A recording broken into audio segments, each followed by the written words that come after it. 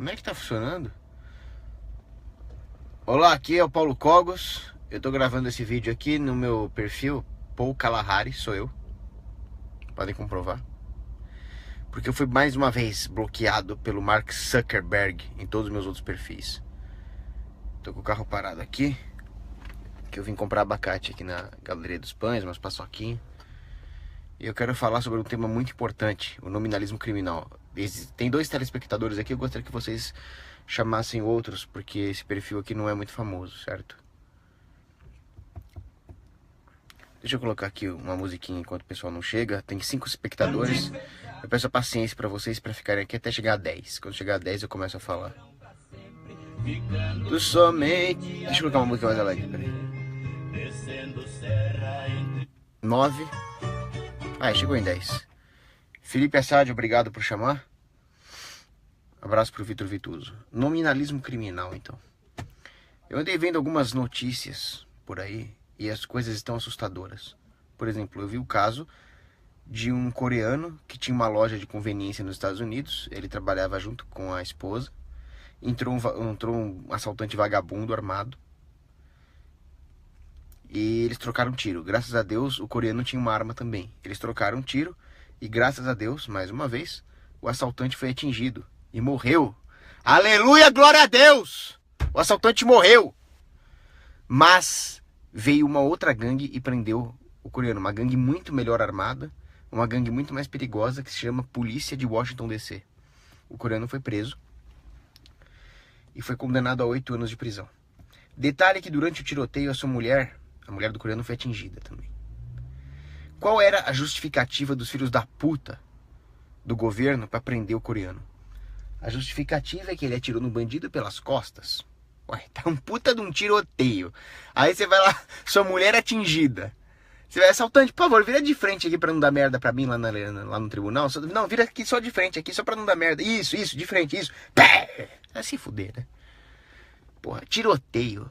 Aí chega um burocratazinho de merda que nunca viu uma arma na frente, mas nem de Nerf ele participou de um tiroteio, e vem julgar um sujeito que tava na sua lojinha, bonitinho, lá com a mulher dele, trabalhando, gerando bens e serviços pra sociedade. Entra um vagabundo pra roubar ele, um bandido de merda, tem um tiroteio e esse filho da puta vai querer julgar quem, seu filho da puta do cacete? Então esse é um caso. Outro caso, eu já vou juntar os dois. Outro caso, vídeo do russomano lá, aquele oportunista, marginal também, vagabundo. Chegou lá numa loja do shopping, aí tava a mulher lá que a loja suspeitou que ela tivesse furtado alguma coisa, fez uma revista nela, não tinha nada, sumiu. Aí, danos morais, eu exijo reparação. E o russomano, achando que aquilo era o maior crime que alguém podia cometer, como é que pode, parecia uma comadre. Um oportunista. E um outro vídeo, já vou juntar os 3. Um babaca do Nelcon dizendo: isso mesmo, a polícia tem que fazer o que tem que fazer. Não, o cara não era nordestino, não era carioca não. É isso mesmo, a polícia tem que fazer o que ela tem que fazer mesmo. Se você é parado numa abordagem, você não pode reclamar não, você tem que agradecer o policial por estar fazendo o trabalho dele. Apontou um fuzil na tua cara, a R5 tem que fazer mesmo, porque como é que o policial não vai saber que tu é um bandido? Vamos juntar os 3 vídeos? Relembrando, o coreano que foi preso por defender a sua loja com a esposa baleada, a vagabundinha que queria processar a loja, junto com o russomano oportunista, e o chupa-pica de PM ali. O que esses 3 vídeos têm em comum? O nominalismo criminal. Nós eliminamos da equação quaisquer considerações morais. Então, simplesmente, a legislação de Washington diz que se você der um tiro no bandido pelas costas, você tá fudido. Você não pode atirar em alguém pelas costas, já não configura mais legítima defesa, e nós esquecemos, primeiro, que o coreano era inocente e foi atacado por um bandido. Segundo, que o cara era um bandido de merda, de péssima índole, que tinha mais é que morrer mesmo. Assaltante à mão armada tem que morrer. Assaltante à mão armada tem que morrer! Porra! O cara tava com a esposa baleada, participando de um tiroteio. Ele ainda fez um favor para a humanidade e nos livrou de um assaltante. Todo mundo no universo tem que ser grato a ele. Os anjos e santos dizem amém. Mas nós esquecemos de todas essas contingências morais. A mulher do cara baleada. Você imagina a mulher que você ama baleada? Você já pensou nisso? O perigo que ela estava correndo de sangrar até a morte, de uma hemorragia. Você se livra do problema do bandido. Como é que você vai se preocupar com a vida de uma merda de um assaltante quando você está com a sua mulher baleada? Nada disso vale. Nós simplesmente sublimamos quaisquer considerações morais, quaisquer considerações sentimentais. Com isso, a legislação positivada deixa de ser humana. Nós não estamos mais considerando aquilo que qualquer pessoa deveria considerar, desde que ela fosse humana. Mas o Estado não é humano, o Estado é um Robocop. O Estado é um Robocop do mal. Aquela música, eu não gosto dos Racionais, eles são bandidos de esquerda, tá? Mas só para citá-los aqui. O Robocop do governo é frio, não sente pena, só ódio, ri como a hiena. É exatamente isso. Nominalismo criminal. Por que nominalismo? O que é o nominalismo? O nominalismo é um movimento filosófico extremamente pernicioso que surgiu ali por volta do século XI com Rossellino, que era um pensador de merda. Passou ali por Ockham. E eles dizem que não existem universais abstratos. Eles dizem que só existem as coisas particulares, as entidades particulares. E que tudo aquilo que é uma entidade abstrata não passa de um nome que o homem dá. Uma convenção linguística. É o contrário do que dizia, por exemplo, Platão e Aristóteles, né? Universas ante rem para Platão e universas in rem para Aristóteles. Porque para Platão existe o mundo das ideias, onde as coisas realmente têm a sua plenitude, e uma versão decaída delas, uma versão genérica, é o que nós encontramos aqui no mundo, certo? É como se no plano das ideias estivesse a Mônica Bellucci e no plano sensível tivesse a Jandira Fegali. Já para Aristóteles não existe essa transcendência, mas os universais são imanentes, encontráveis nas próprias coisas. O que Aristóteles falou não faz sentido, afinal a coisa seria ela mesma e não seria ela mesma. A transcendência de Platão é que faz sentido e nela nós chegamos na metafísica cristã.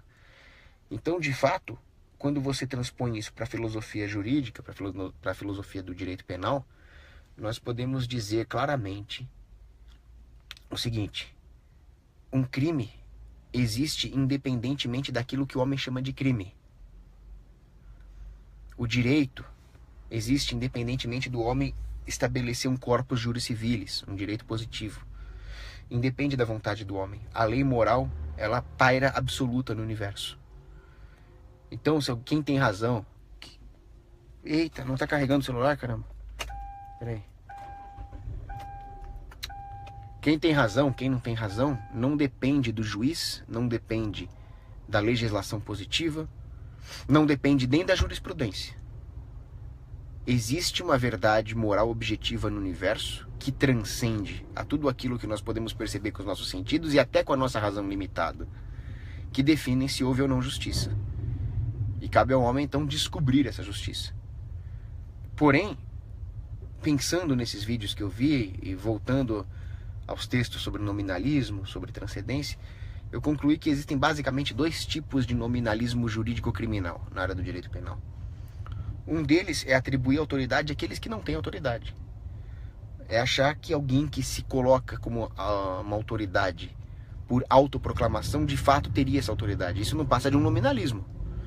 E o outro é achar que o agravante, o atenuante de um crime ou a inocência de alguém depende daquilo que for positivado e não das circunstâncias que de fato ocorreram ali. Então, o nominalismo se divorcia da realidade. Porque a realidade sensível que nós vemos, ela está sustentada por uma transcendência. Então, quando nós eliminamos a metafísica, nós eliminamos também a física. Porque o que significa metafísica? Significa aquilo que está além da física. O crime aconteceu, os fatos todos aconteceram, aquilo que se passava no coração de cada pessoa envolvida é fato, existe, faz parte da realidade. E nós só podemos descobrir isso através do uso da razão, para depreender o que de fato aconteceu, e através do uso de uma intuição emocional, porque ela também faz parte da realidade, e através da nossa sensibilidade moral, que depende também da nossa sensibilidade espiritual. Sem esses três fatores, a sensibilidade espiritual, a intuição moral e a razão, nós não conseguimos. E se vocês forem pensar, a legislação positiva joga no lixo as três coisas. Espiritual acabou, o Estado é laico, aquela conversa mole, desgraçada. Intuição moral, quem é que fala nisso?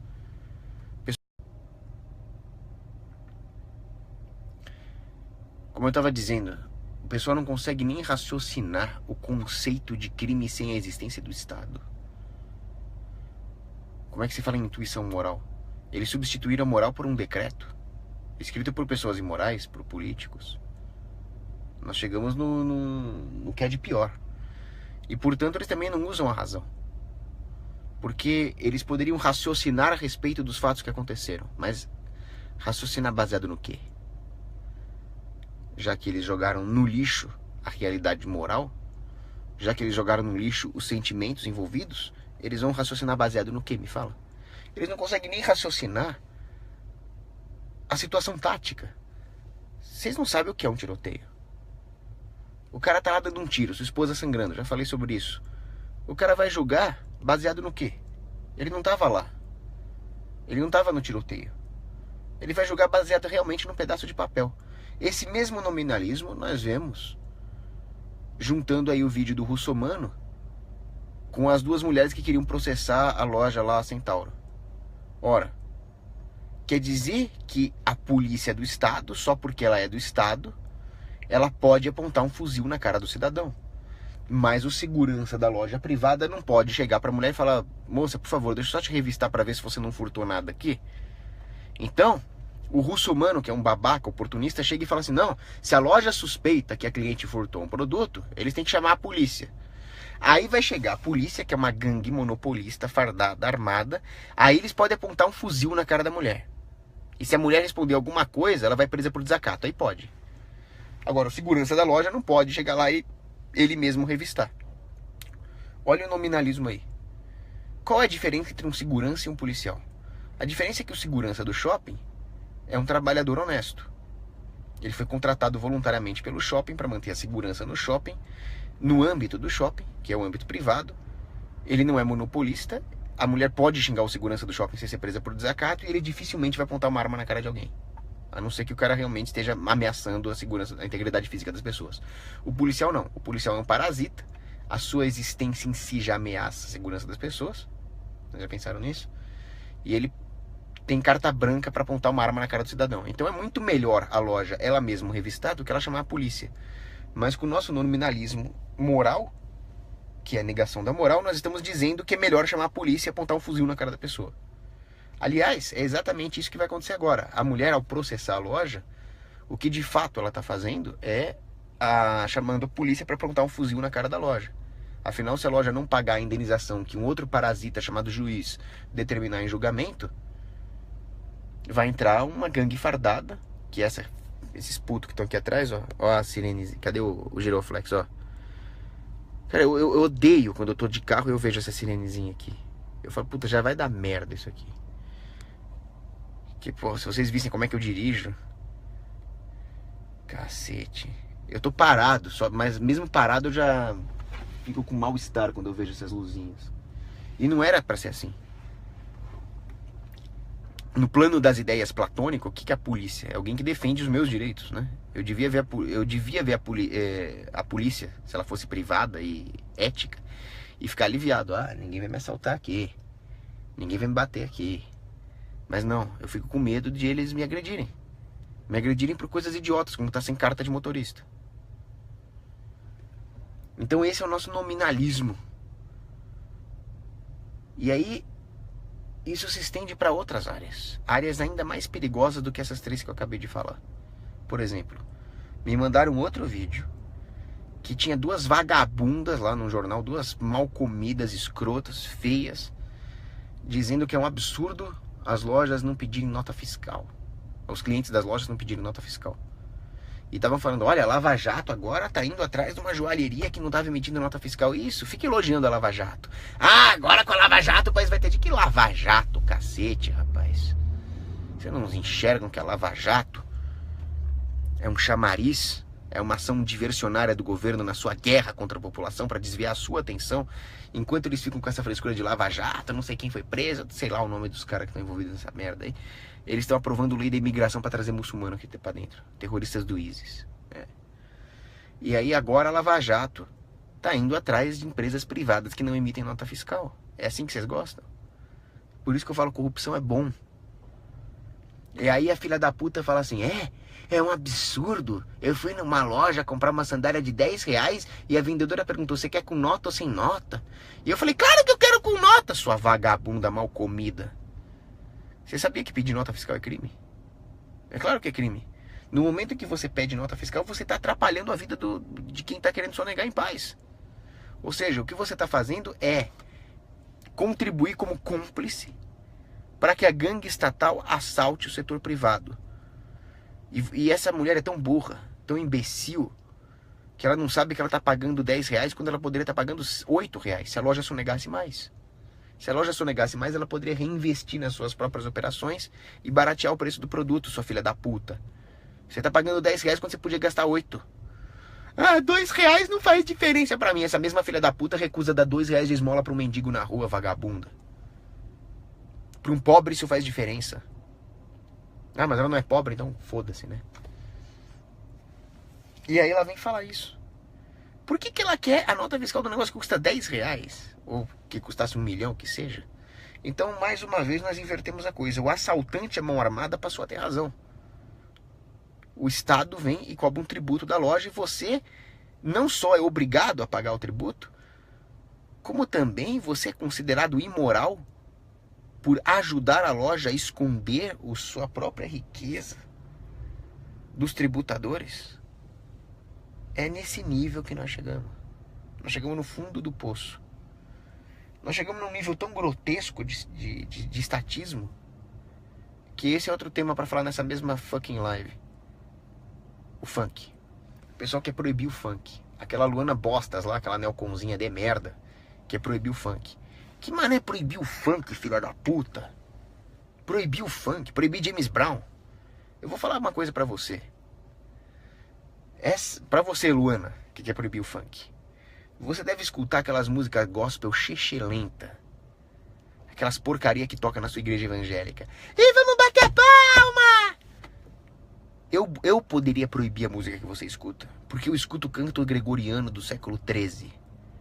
Tá? Eu escuto cantos gregorianos compostos por Santo Tomás de Aquino. Tá? Aquele mesmo que São Boaventura, quando ouviu, rasgou o seu próprio hino, dizendo, não, o hino de Santo Tomás de Aquino é que tem que ser o hino eucarístico. É esse tipo de canto gregoriano que eu escuto. Então eu poderia muito bem, da mesma forma que você acha que o funk é uma merda, e até é. Eu poderia, com meus cantos gregorianos, chegar e falar, ó, essa música gospel é uma merda.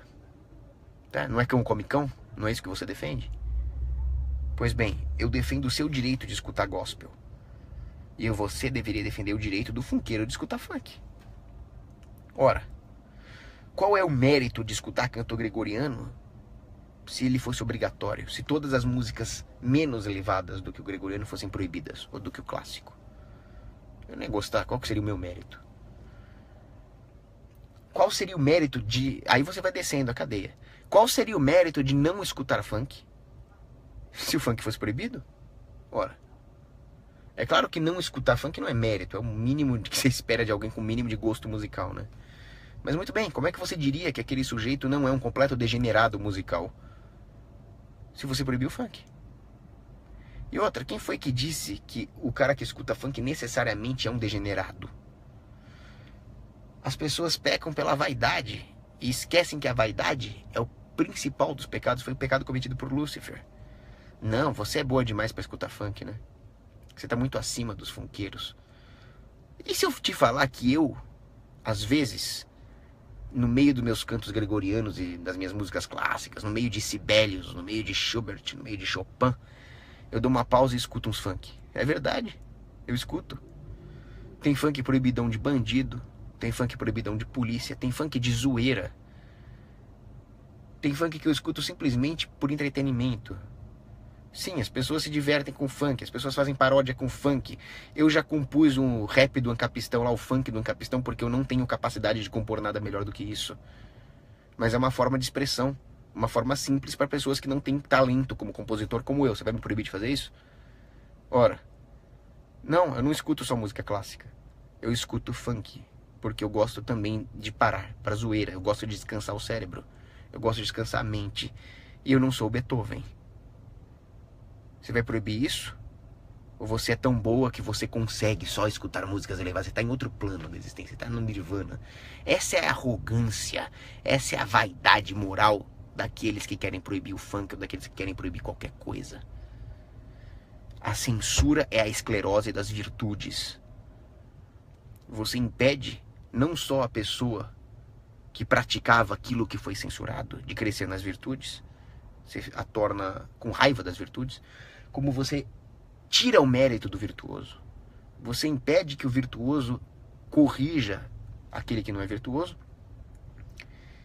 E pior do que isso, você impede que as pessoas vejam qual é a consequência da degeneração e qual é a consequência da virtude.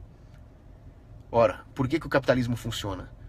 Porque as boas práticas gerenciais dão lucro e as más práticas gerenciais dão prejuízo, caceta. Vocês não aprendem nada com isso? Vocês não veem que no campo moral, a não ser que a pessoa esteja cometendo um crime, né, e portanto distorcendo todo o mercado, vocês não veem que no campo moral é a mesma coisa? Uma vida degenerada e imoral vai ter consequências, vai ter prejuízo. No momento em que você proíbe o vício, no momento em que você proíbe as atitudes imorais, você está subsidiando a falta de consequência. Como é que eu vou saber que aquela atitude é degenerada se você proibiu? Como é que eu vou aprender com os erros dos outros se você proibiu?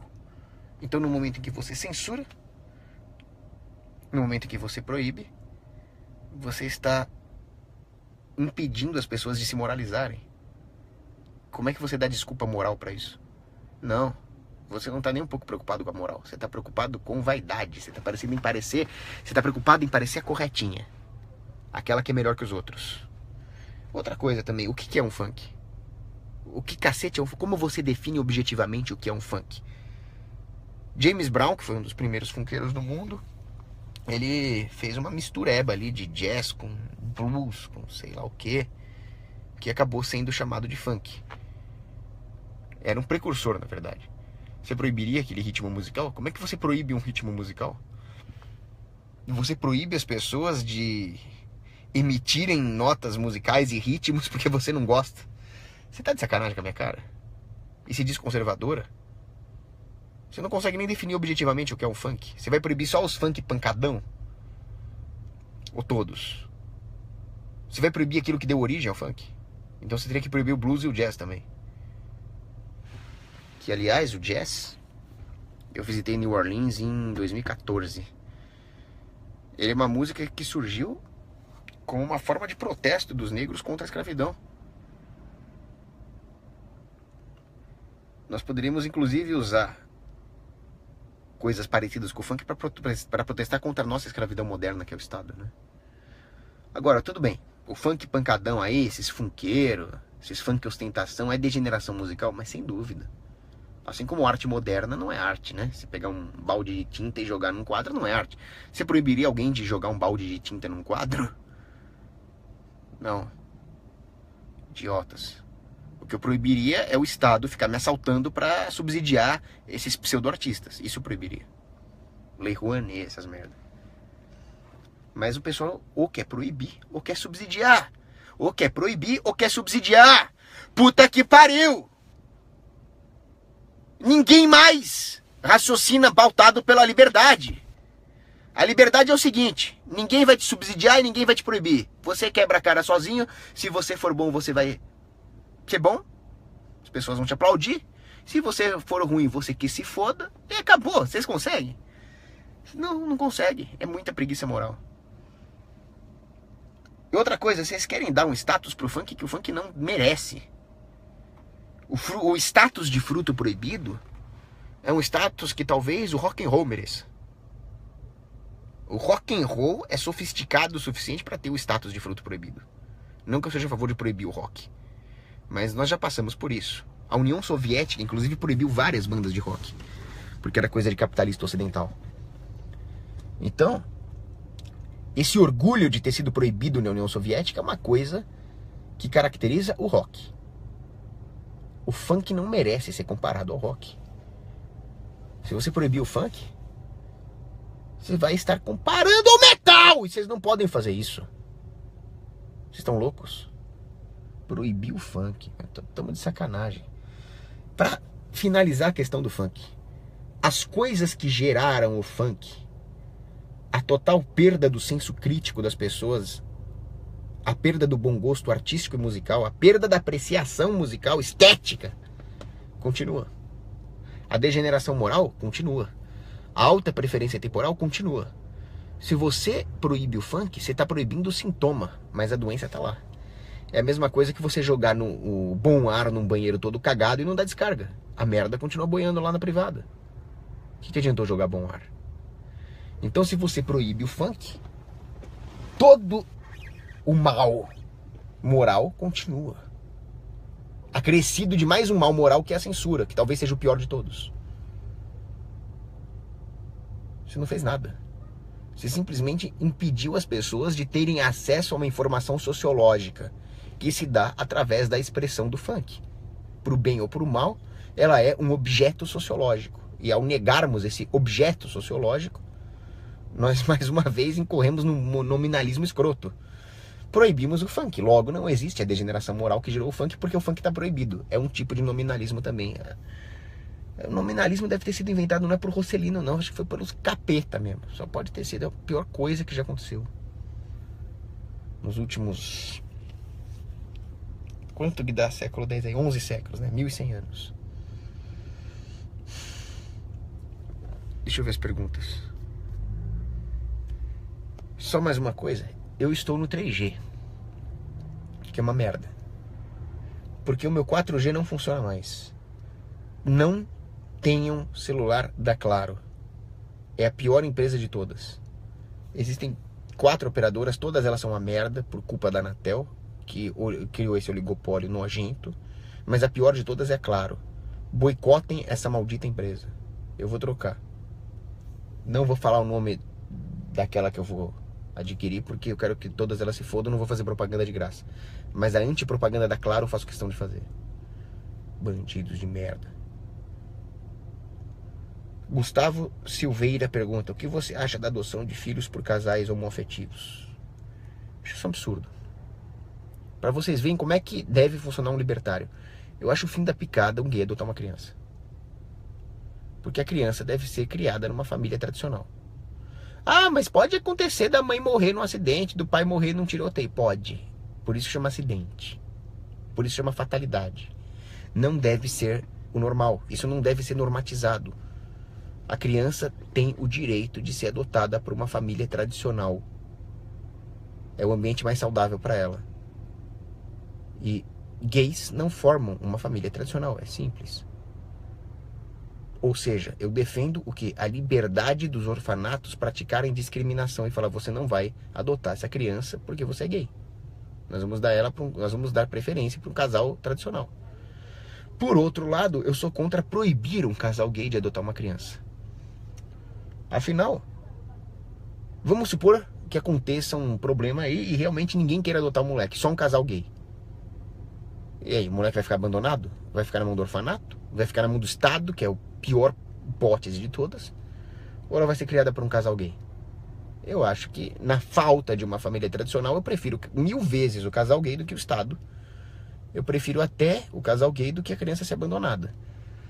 E pela ética, nós não podemos simplesmente proibir um casal gay de cuidar de uma criança quando ela precisa ser cuidada. Isso é correto, moralmente falando? Não. Isso é desejável? Não. Eu sou um católico que defende a família tradicional. Uma criança tem que ter um pai e uma mãe. Um pai e uma mãe formam a célula da família, que por sua vez é a célula da sociedade. Mas se nós proibirmos um casal gay de cuidar de uma criança, isso não só é uma agressão contra a propriedade privada, contra a ética da autopropriedade e contra, inclusive, o que pode ser até a vontade da criança, como também nós estamos abrindo um perigoso precedente para dar o poder do Estado controlar aquilo que é uma família e aquilo que não é uma família. Daqui a pouco nós vamos cair naquilo que está acontecendo hoje. A ONU quer proibir os pais de levar as crianças na missa, falando que ir na missa é uma violação dos direitos humanos. ONU de merda, bando de anticristãos desgraçados. Na Noruega, tiraram a guarda de uma criança porque os pais eram muito cristãos. Tinha que ser naquela porra de país nórdico, né? Na Itália, tiraram a guarda porque os pais eram muito velhos. O pai tem que ser novo pra quê? Pra pular de bungee jump? Idiotas. Então é muito perigoso dar esse precedente na mão do Estado. Uma sociedade moral, uma sociedade com contratos privados, pode muito bem fazer com que as crianças sejam alocadas da melhor forma possível. O mercado tende a alocar os recursos da melhor forma possível. Logo, Eu posso imaginar que numa sociedade sem Estado, o mercado tenderia a alocar as crianças para os casais com melhor condição de criá-los, ou seja, os casais tradicionais, homem com mulher. Mas proibir um gay, isso é opressão, isso é agressão, e isso pode resultar em consequências terríveis, como por exemplo a criança ser criada pelo Estado.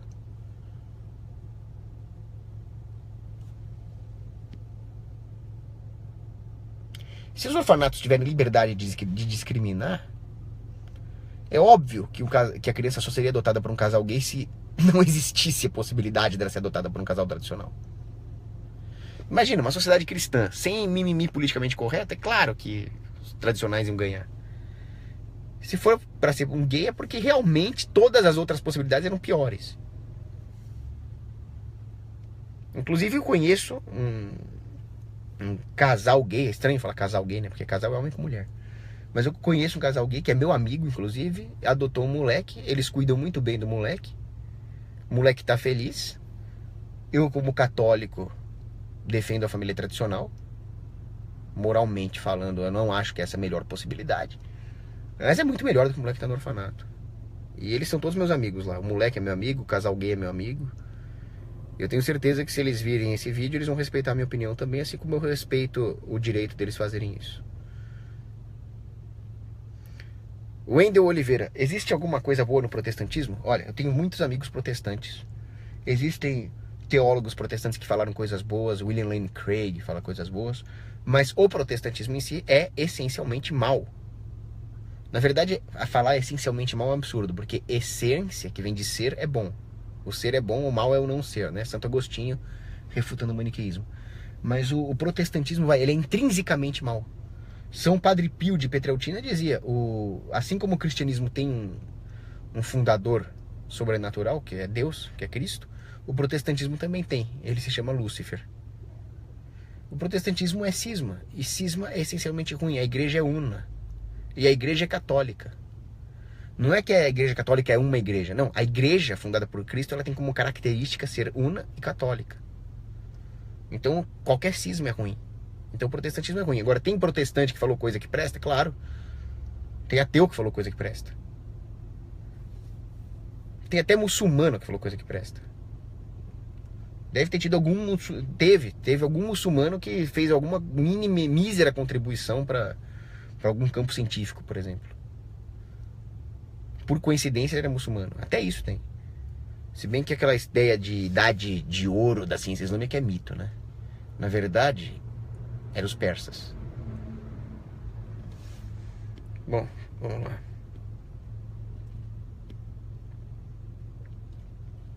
Lucas Barjas, fico feliz que você esteja querendo recomendação de livro para se converter.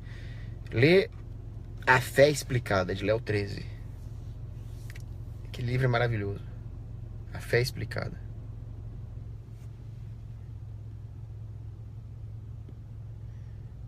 Ó, o Felipe Assad tá lembrando muito bem aqui que existem alguns idiotas que acham correto pedir nota fiscal. Pedir nota fiscal é crime. Então eu falo o seguinte pra vocês. Você e o comerciante são parceiros comerciais. Você dá o dinheiro, ele dá o produto. Você quer produtos mais baratos? Você quer que o comerciante tenha lucro para poder reinvestir na empresa? Aliás, o simples fato dele se arriscar para te dar um produto já significa que você devia ter um mínimo de gratidão por ele e ficar feliz com o lucro dele. Você quer que os funcionários dele, sabe aquela dona Lucy Cleide lá do caixa, que tá trabalhando lá, grávida para sustentar outro filho, sabe? Você quer que ela tenha um salário melhor, com maior poder de compra, inclusive nas outras lojas onde ela faz compra? Não peçam a porra da nota fiscal, seus idiotas! Toda vez que vocês pedem isso, além de vocês estarem fudendo com o comércio, além de vocês estarem fudendo com o salário do trabalhador, vocês ainda estão dando informação pro nazista do governo. Hoje o governo tem mais informação sobre os seus hábitos de compra do que a De Romag tinha informação sobre os judeus. O que você acha que eles vão fazer com isso? Informação é poder, rapaz. Você vai dar mais poder pro governo? Idiotas. Parem de pedir essa merda de nota fiscal. Isso equivale a dizer para um nazista onde é que tá o judeu. Quanto mais vocês pedirem essa merda, mais o sistema fiscal vai ser eficiente. Mais eles vão tributar. mais vai ser difícil manter qualquer coisa longe das garras estatais.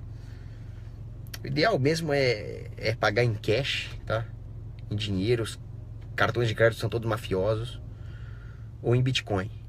Bitcoin é bom que dá pra sonegar, ninguém consegue traçar essa porra, usa o blockchain, é uma maravilha. Essa tecnologia de blockchain é a nossa esperança aqui, né? Porque as pessoas estão cada vez mais estúpidas, cada vez mais estatólatras, só realmente na força bruta mesmo, ou escondendo tudo do governo. Então o futuro é blockchain e bala. Imprime munição em 3D, me exprime arma em 3D, mete bala nesses filhos da puta e esconde tudo deles com o blockchain. Esse é o jeito.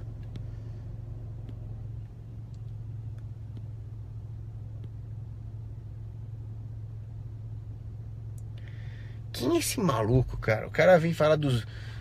Kogo, você vai falar ou não dos mitos da macroeconomia? Que macroeconomia nem existe, rapaz. Que macroeconomia, cara? Economia é lógica da ação humana, não existe macro e micro.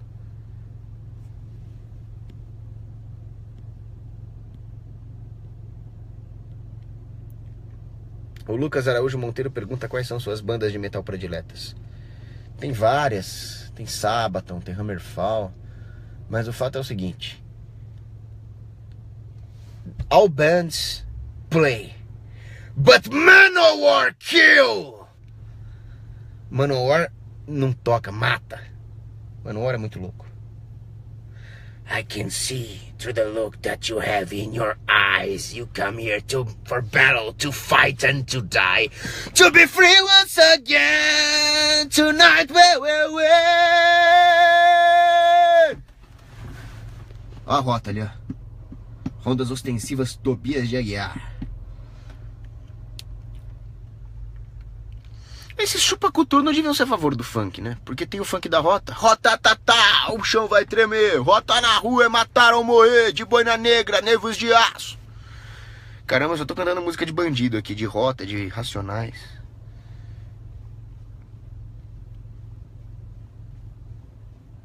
Matheus Henrique pergunta dos sedevacantistas, eles são hereges. O sedevacantismo é uma heresia. Cara, nem me fala isso, cara. Felipe Barros tá perguntando se o Stone Garou morreu. Realmente ele tá sumido. Mas vamos rezar para que esteja tudo bem com ele.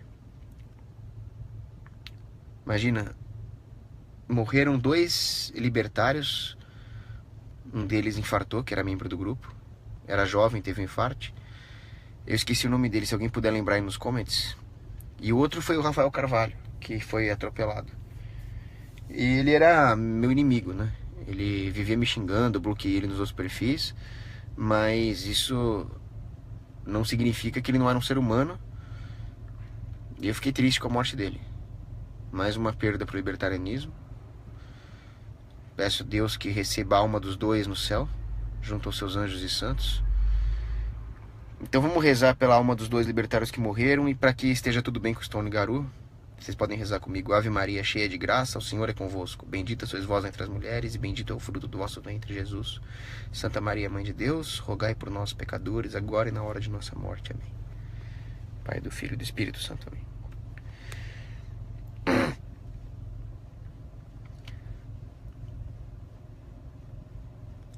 O José Vaz Filho pergunta se eu acredito que o mundo está sofrendo um levante fascista. Não, o mundo não está sofrendo um levante fascista.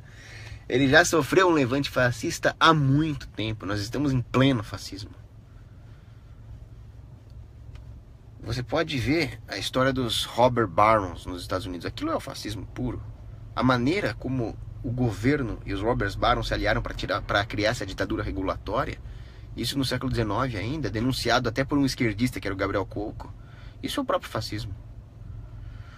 Vamos voltar mais. Os bancos centrais, na Holanda, na Inglaterra, na França, aquilo é puro fascismo.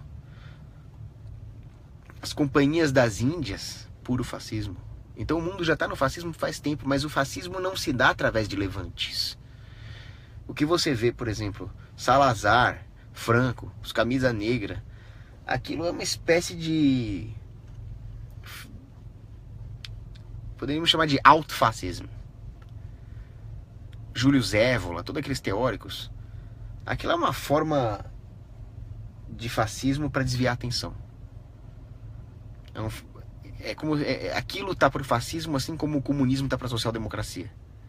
É para chamar a atenção. E na verdade eles são todos socialismo, são todos uma forma de intervir na economia. Mas o verdadeiro fascismo, ele é muito subreptício. Você não percebe, ele não se dá através de camisas negras, através de levantes, ele se dá através de ideias aceitáveis, através de ideias respeitáveis na mídia. Ele se dá através daquilo que é muito feio questionar, daquilo que a escola ensina como bonitinho, de pedir nota fiscal, porque é muito correto você pedir nota fiscal. Quem não pede nota fiscal tá sendo antiético. Esse é o fascismo, entendeu? Antes fosse um camisa negra botando fogo nas coisas, porque aí você dava um tiro na cabeça dele, né? Mas o Estado sempre trabalha com contradições. Realmente dá vontade de sair matando esses caras. Vamos matar os fascistas, vamos matar todo mundo que colabora com os fascistas. Se nós fôssemos matar os camisas negras, seria fácil. Mas se você for matar todo mundo que colabora com os fascistas, você teria que me matar. Afinal, eu estou usando um telefone da Apple, que é uma corporação fascista. E agora? É assim que o Estado faz as coisas. O Estado te deixa sem saída. O Estado te deixa mergulhado em um mar de contradições morais e econômicas. E a única maneira de fazer isso é através do radicalismo intransigente de volta à ética libertária e conservadora. Por isso que você não pode votar. Depois que eu vi o Felipe Neto falando que preferia o Bolsonaro do que o Lula, me passou pela cabeça até preferir o Lula do que o Bolsonaro, mas no final das contas a única saída é fora desse mar de contradições éticas que o Estado cria para se perpetuar, ou seja, não votando. Manda tomar no cu.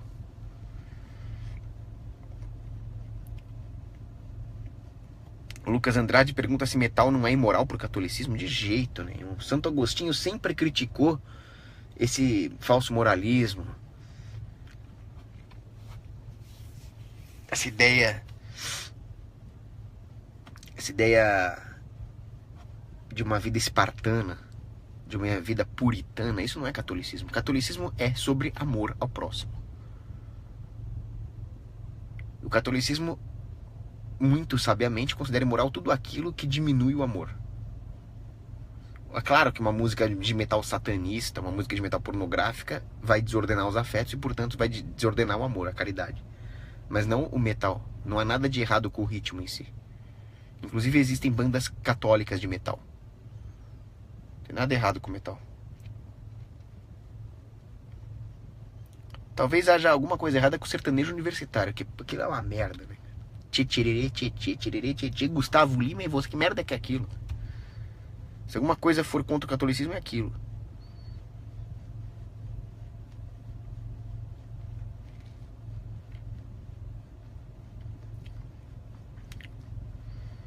Então é isso aí. Bom, já falei do funk. Tinha um negócio que eu queria falar, eu esqueci o que era. Caramba, era alguma coisa, era alguma live que eu queria fazer.